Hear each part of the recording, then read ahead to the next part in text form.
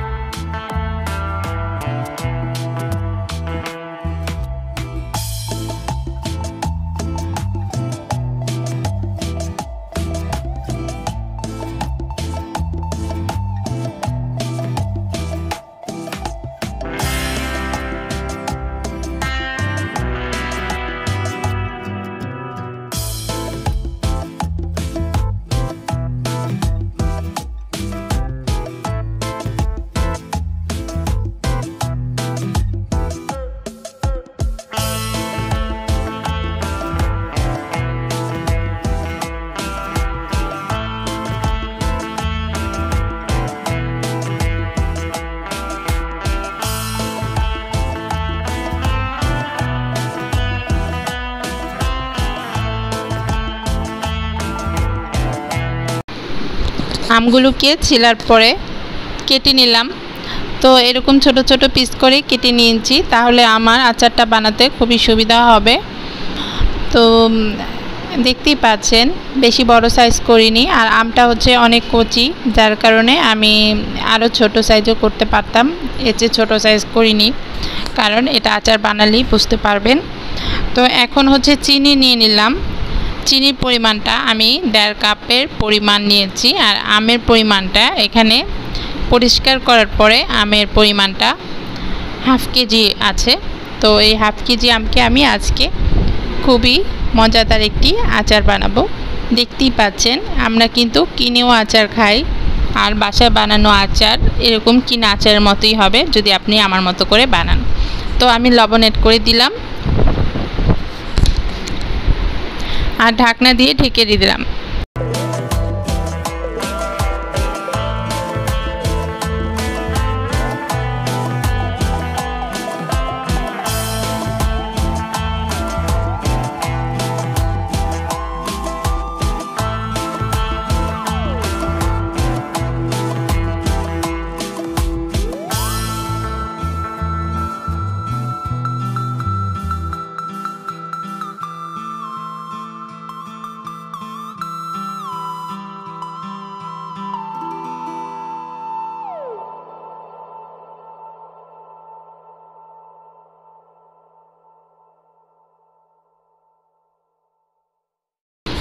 আমটাকে আমি কাটার আগে ধুয়ে নিয়েছিলাম, কাটার পরে আর যাতে অবশিষ্ট পানি না থাকে। আর এখন চিনির সাথে যে পানিটা উঠেছে সেটা দিয়ে কিন্তু আমার আমের আচারটা কমপ্লিট হয়ে যাবে। আমি একটু পরপরই ঢাকনাটাকে উঠিয়ে নেড়ে দিব, যাতে করে আমটাকে সুন্দর করে নরম নরম করে এই চামচটা দিয়ে নেড়ে নিচ্ছি, যাতে করে এটা একটু সফট বা নরম হয়ে যায়। তো এত মজা করে আচারটা বানাচ্ছি কারণ হচ্ছে এই আচারটা আমার ছোট বাচ্চারাও খেতে পারবে। তো এই আচারটাকে এত সুন্দর করে বানাতে চেষ্টা করছি যাতে করে এটা রুটির সাথেও খাওয়া যায়, জেলি হিসাবেও খাওয়া যায়, আর এটাকে যে কোনো জুসেও অ্যাড করা যাবে, যেমন ম্যাঙ্গো জুস বানালে বাসায়, তো সেটাতেও আপনি অ্যাড করতে পারবেন। তো আচারটাকে আমি এভাবে করেই বানাচ্ছি। তো বন্ধুরা ভিডিওটি দেখতে থাকুন, তাহলেই বুঝতে পারবেন।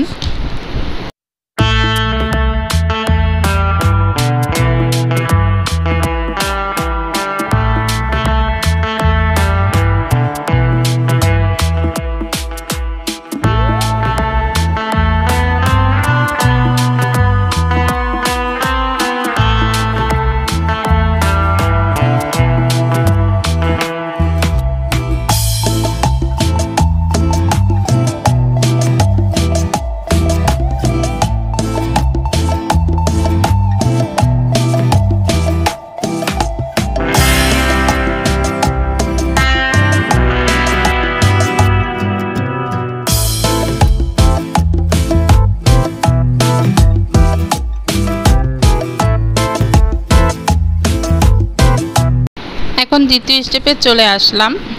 আমি সুন্দর করে ওইটা নামিয়ে রেখে আরেকটি পাতিল চুলায় দিয়ে দিলাম। আর পাতিলটি একটু ভালো করে গরম করে নিতে হবে, কারণ আমি এখানে ক্যারামেল বানাবো, চিনি দিয়ে ক্যারামেল বানাবো।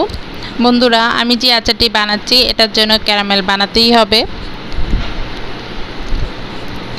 তো আমি একটু ওয়েট করছি যাতে পাতিলটা একটু বেশ গরম হয়, যাতে করে চিনিটা দেওয়ার সাথে সাথেই চিনিটা ক্যারামেলের রূপান্তরিত হতে পারে। দেখতেই পাচ্ছেন পাতিলে যখন চিনি দিলাম সাথে সাথেই কিন্তু ক্যারামেল হওয়া শুরু হয়ে গেছে।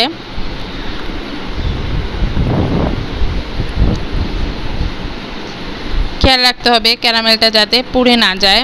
পুড়ে যাওয়ার আগে এটাকে ভালো করে নেড়ে নিয়ে তারপরে এটার ভেতরে আমার যে আমটাকে কিছুক্ষণ আগে রেডি করে রেখেছি সেটাকেই দিয়ে দিব।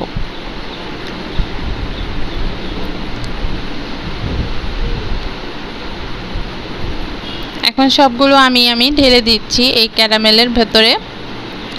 বন্ধুরা, স্টেপ নাম্বার 2 শেষ হয়ে যাওয়ার পরে আমার কিন্তু আরও একটি মেইন স্টেপ আছে, আর সেই স্টেপটি দেখার জন্য অপেক্ষা করুন।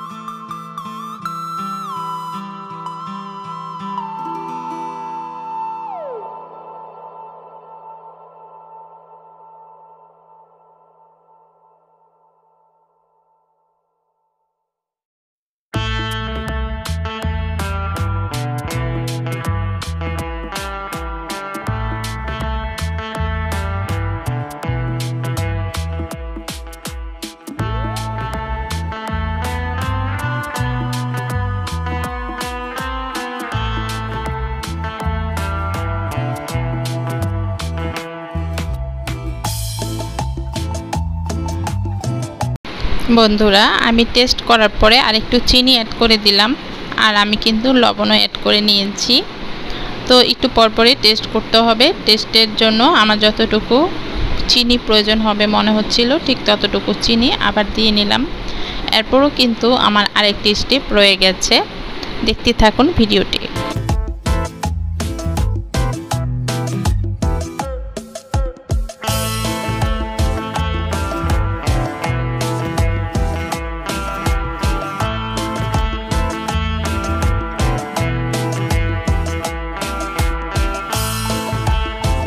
এখন কিন্তু আমি ভিনেগার কিংবা সিরকা যেটাকে আমরা বলে থাকি সেটাই অ্যাড করে দিলাম।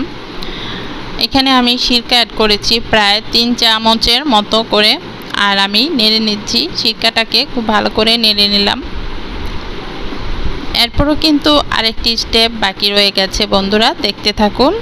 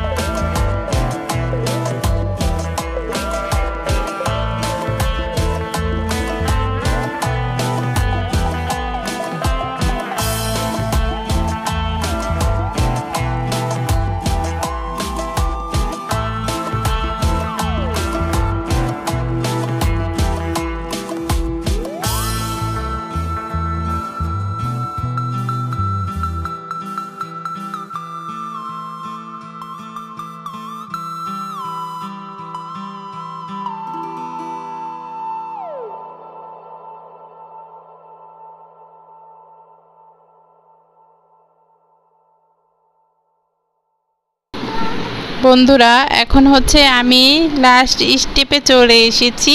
এখন হচ্ছে আমি গুড় ইউজ করেছি। গুড় মানে হচ্ছে এটা খেজুরের গুঁড়ো হতে পারে, আখের গুঁড়ো হতে পারে। আমার বাসায় খেজুরের গুড়টা নেই, আখের গুড় ছিল, যার কারণে আখের গুড় আর সাথে একটু লবণ অ্যাড করেছি। শেষের এতটুকু স্বাদের জন্য আমার একটু লবণ আবারও অ্যাড করতে হলো।